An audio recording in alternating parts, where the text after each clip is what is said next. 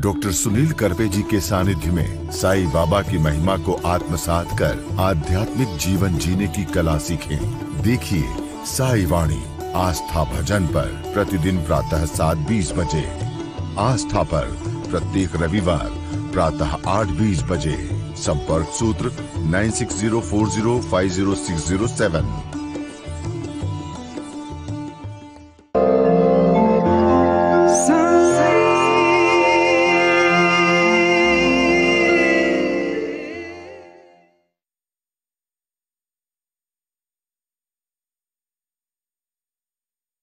साईं तेरे चरणों में कोटि प्रणाम। साईं तेरे चरणों में कोटि प्रणाम। साईं तेरे चरणों में कोटि प्रणाम। साईं तेरे चरणों में कोटि प्रणाम। शरण में ले लो साईं प्रभो। शरण में ले लो साईं प्रभो। शरण में ले लो साईं प्रभो।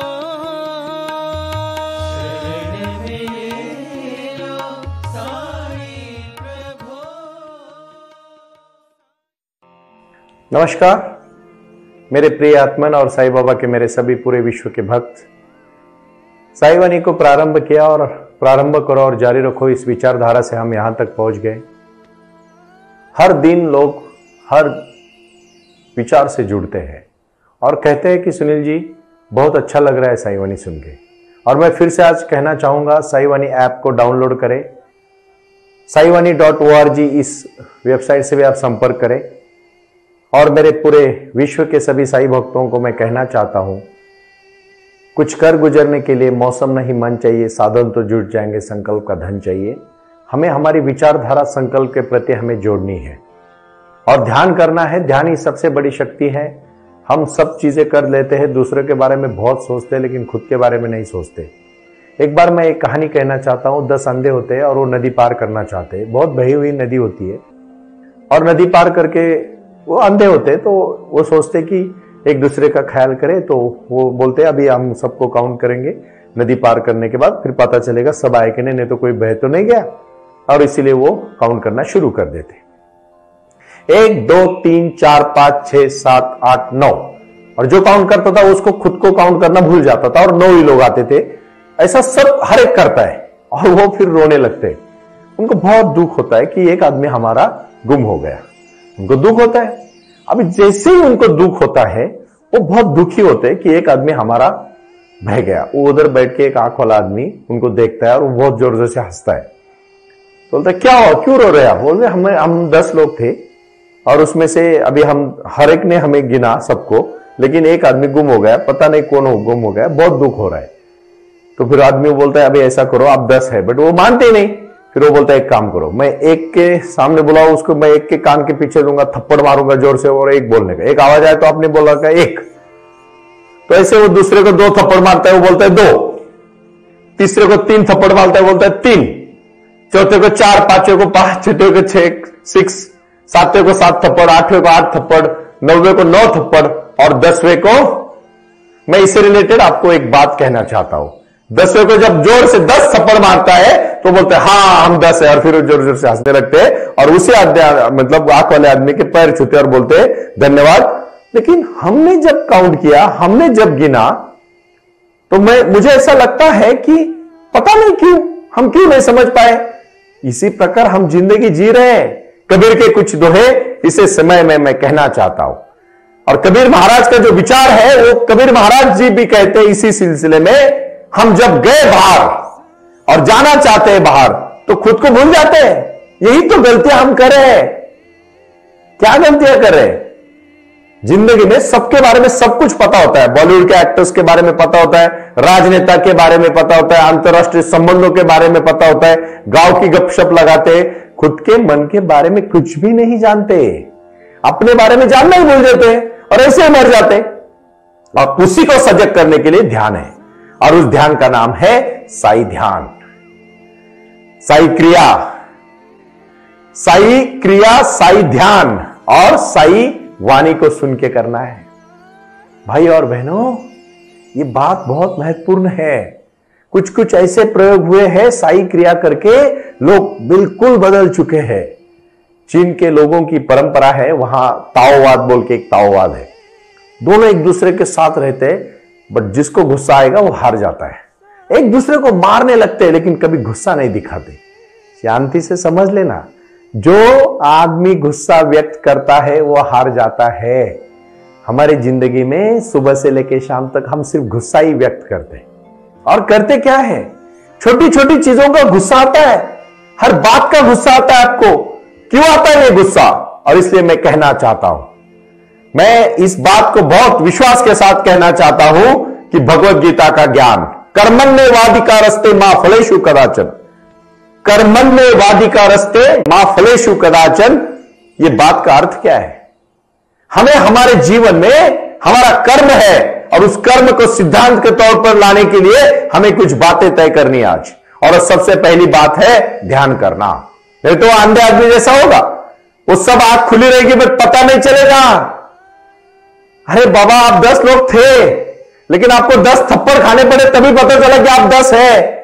आप खुद को काउंट करना भूल ही जाते हो हर बार। आप अपनी जिंदगी में भी वही कर रहे हो। इसीलिए मैंने आज देवगांव में, दौंड तालुके में, पुणे के पास साई धाम की निर्मित की। साई धाम का मतलब है साई बाबा की मूर्ति, साई बाबा का आशीर्वाद।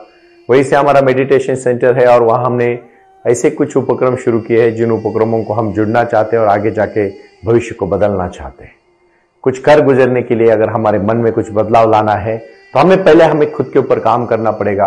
और उसका पहला अध्याय मैं आपको कहना चाहता हूं कि साई बाबा ने अपने जीवन में अपने भक्तों को बहुत बड़ी शक्ति दी है, लेकिन उन्हीं को शक्ति दी है जिनका आचरण शुद्ध हो, जिनका मन निर्मल हो, जिनकी भावना निर्मल हुई हो। तभी तो आपको ये सब फल मिलेगा, वरना नहीं मिलेगा। बहुत सारी चीजें आएगी जाएगी, आपके जीवन में भी बदलाव आएंगे। मैं फिर से कहूंगा, मौन ही सबसे बड़ा साधन है। कभी आपको गुस्सा आता है ना तो मौन रहा करो, उल्टे अंक बोलो, 100 से शुरू करो, 100, 99, 98, 97, 96, 95, 94 ऐसे बोलो। तो फिर आपका क्या है ना, उसमें ध्यान जाएगा, सांस पे ध्यान दे दो। और ये मैं कहना चाहता हूं आपको, इसी क्रिया को हम जब शुरू करेंगे कुछ ही दिनों में, तो हमें सबसे पहले काम करना है अपने ही जीवन के ऊपर।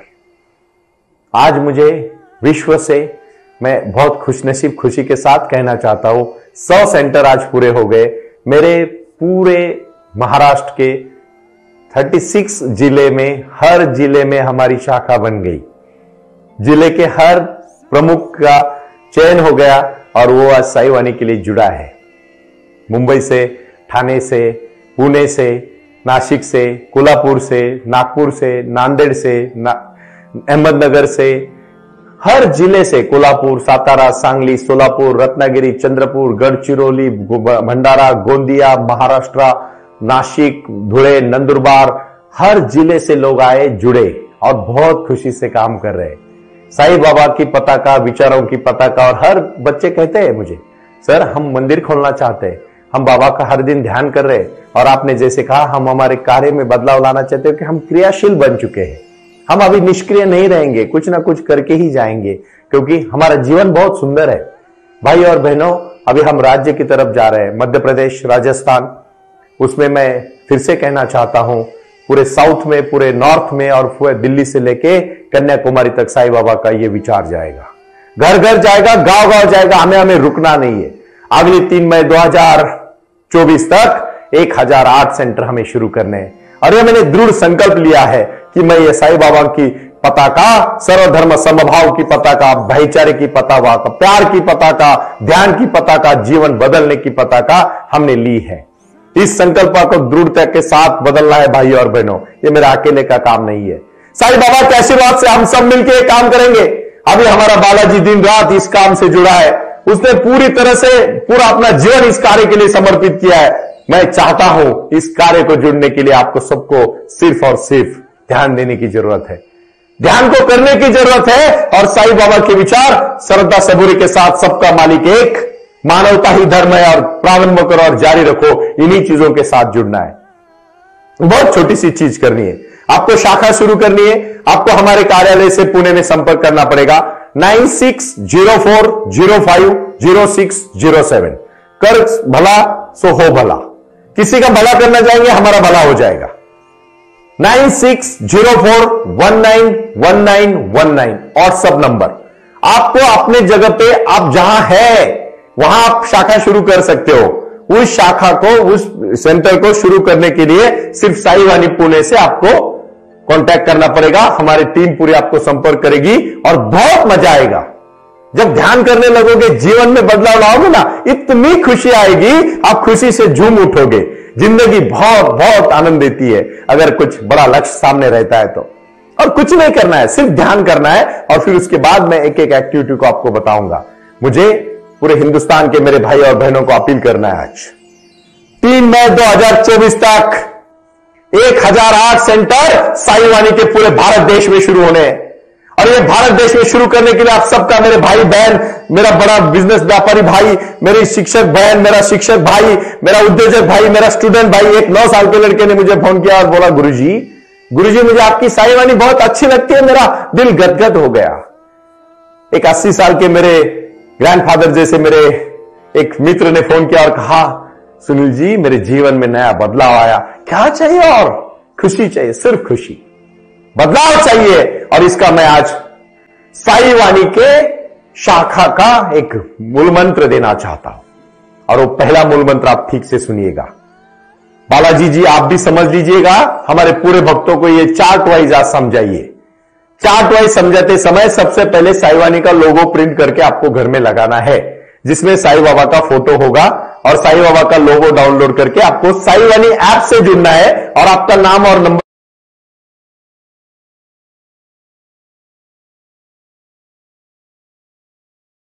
फिर आप एक बार जुड़ गए ना तो फिर मजा आता है। पूछो कैसे? क्योंकि उसी से हम काम शुरू करेंगे। क्योंकि हमें साई बाबा का अधिष्ठान पहले रखना है, जहां बाबा है वहां खुशी है। फिर हम शिरडी में भी इकट्ठा होके, क्योंकि गुरु पूर्णिमा के दिन मैं साई बाबा की विश्व की सबसे बड़ी मूर्ति का ओपनिंग कर रहा हूं। बारामती के पुणे के नजदीक में विश्व की सबसे बड़ी ऊंची साई बाबा की धरती की मूर्ति का इनोवेशन ओपनिंग हम कर रहे हैं। बाबा की शक्ति से हम कर रहे हैं। मेरे परम मित्र श्री दास जी, श्री विवेक परदेशी जी, श्री सुदर्शन ढेरे जी, श्री बालाजी और मैं स्वयं सुनील नाना साहेब करते आप सबकी सेवा में उस दिन से है। क्योंकि हम विश्व का कल्याण करने के लिए साई बाबा का अधिष्ठान, मेरे गुरु बंधु सुनील नरोला जी, मेरी गुरु बहन, उनकी पत्नी शैलजा नरोला जी और हमारा शिखर बेटा, सब मिलके ये क्रांति हम कर रहे हैं। ये विचारों की शैक्षणिक क्रांति है, ये आरोग्य की क्रांति है, ये श्रद्धा सबूरी की क्रांति है, ये सप्ताह मालिक एक की क्रांति है और ये प्रारंभ करो और जारी रखो की क्रांति है। मैं फिर से कहूंगा आपको, आप शांति से समझ लेना। फिर आपकी शाखा, ये आपकी पालकी है, विचारों की पालकी। मराठी में कहा जाता है कि साई बाबा की पालकी आती है, तो साई बाबा उसमें अपने भक्तों का आशीर्वाद देते हैं। और ये आशीर्वाद विचारों का आशीर्वाद है, ज्ञान का आशीर्वाद है। सबसे पहले आपको पढ़ना है, पढ़ने के बाद आपको अपना ज्ञान खुद के जीवन में और इतरों, अपने समाज के जीवन में परिवर्तन लाने के लिए करना है। और इसको हम कहेंगे साई ध्यान क्रिया। तीसरा और बहुत महत्वपूर्ण विषय है, इस विषय से जुड़ने के बाद हम हमेशा संपर्क में रहेंगे कि हमें आगे क्या क्या काम करने हैं। और काम एक ही है, हर एक के जीवन में खुशी लाना है। अध्यात्म को अपने जीवन से किस तरह से जोड़ना है और उसको किस तरह से खुशी में तब्दील करना है, यही हमारा लक्ष्य है।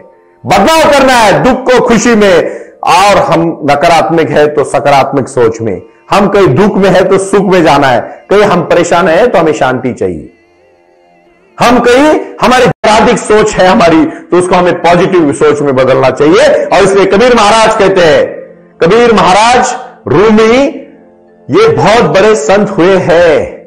उसके साथ साथ संत तुकाराम महाराज, संत ज्ञानेश्वर महाराज, गुरु नानक साहेब, सिख धर्म के धर्मगुरु गुरु नानक साहब ने भी क्या गुरु मंत्र दिया है। मेरा क्या लोक मतलब लागे है मेरा, तेरा तुझको सौंपता क्या लागे है मेरा। क्या है जीवन? क्या जीवन है? मेरे पास अपना कुछ भी नहीं है।